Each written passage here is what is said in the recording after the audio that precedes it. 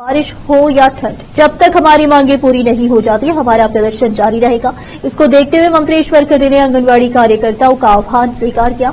खंडे आज के इस वीडियो में हम बात करने वाले हैं आंगनवाड़ी कार्यकर्ता सहायिका मिनी बहनों से जुड़ी एक नई अपडेट के बारे में, जो कि आप सभी आंगनवाड़ी बहनों के लिए काफी महत्वपूर्ण होने वाली है। आप लोगों को एक वीडियो भी दिखाएंगे, आप लोग पहले इस पूरी वीडियो को अंत तक जरूर देखिएगा। ಎಲ್ಲ ಕಾರ್ಯಕ್ರಮ ಇವತ್ತು ನಮ್ಮ ಸರ್ಕಾರ ಕೊಡ್ತಾ ಇದೆ, ಕಾಂಗ್ರೆಸ್ ಸರ್ಕಾರ ಕೊಡ್ತಾ ಇದೆ। ಈಗ ನಿಮಗೇನು ಆತಂಕ ಇದೆಯಲ್ಲ, ಈ ಯುಕೆಜಿ ಎಲ್ಕೆಜಿ ಪ್ರಾರಂಭ ಮಾಡೋದ್ರಿಂದ ಅಂಗನವಾಡಿ ಕೇಂದ್ರಗಳಿಗೆ ಧಕ್ಕೆ ಆಗ್ತದೆ, ಮುಚ್ಚುತ್ತವೆ ಅಂತ ಹೇಳಿ ಯಾವ ಅಂಗನವಾಡಿ ಕೇಂದ್ರನೂ ಮುಚ್ಚಲಿಕ್ಕೆ ಬಿಡೋದಿಲ್ಲ, ಮುಚ್ಚೋದಿಲ್ಲ। ಅಂಗನವಾಡಿ ಸಿಬ್ಬಂದಿ ವರ್ಗದವರಿದ್ದೀರಿ,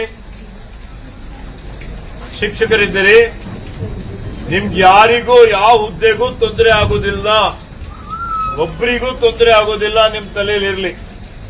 ಇವತ್ತು ಮೊನ್ನೆ ಸಚಿವ ಸಂಪುಟದಲ್ಲಿ, ಯಾಕೆಂದ್ರೆ ಗುರುವಾರ ದಿವಸ ನಾವು ಮಾನ್ಯ ಮುಖ್ಯಮಂತ್ರಿ ಅವರ ಗಮನಕ್ಕೆ ತಂದಿದ್ದೇವೆ, ನಾವೆಲ್ಲ ಸಚಿವರು।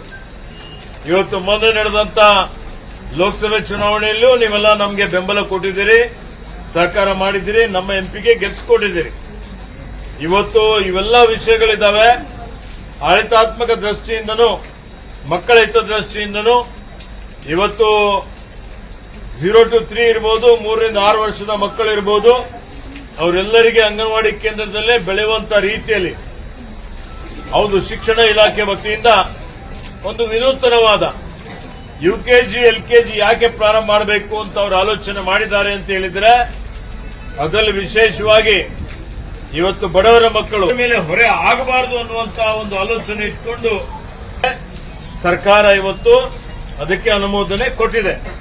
ಆದರೆ ನಿಮ್ಮೆಲ್ಲರ ಏನೊಂದು ಆತಂಕ ಇದೆ, ಇದರಿಂದ ಅಂಗನವಾಡಿಗೆ ಧಕ್ಕೆ ಆಗ್ತದೆ ಅಂತ ಹೇಳಿ ಅದಕ್ಕೆ ಅಂಗನವಾಡಿಯಲ್ಲೇ ಪ್ರಾರಂಭ ಮಾಡುವಂತದ್ದು अथवा शाಲೆಗಳಲ್ಲಿ अंगनवाड़ी प्रारंभ ಮಾಡುವಂತದ್ದು ಎರಡು ರೀತಿಯಲ್ಲಿ। कर्नाटक में आंगनवाड़ी कार्यकर्ता प्रदर्शन कर रही हैं। आप लोगों ने तस्वीरों में देखा होगा किस तरह से आंगनवाड़ी कार्यकर्ता, चाहे वह प्री प्राइमरी में आंगनवाड़ी कार्यकर्ताओं का समायोजन हो या आंगनवाड़ी कार्यकर्ताओं के मानदेय बढ़ाने को लेकर हो, इन सभी मांगों को लेकर आंगनवाड़ी कार्यकर्ता लगातार प्रदर्शन कर रही हैं। उन्हें समर्थन भी मिल रहा है।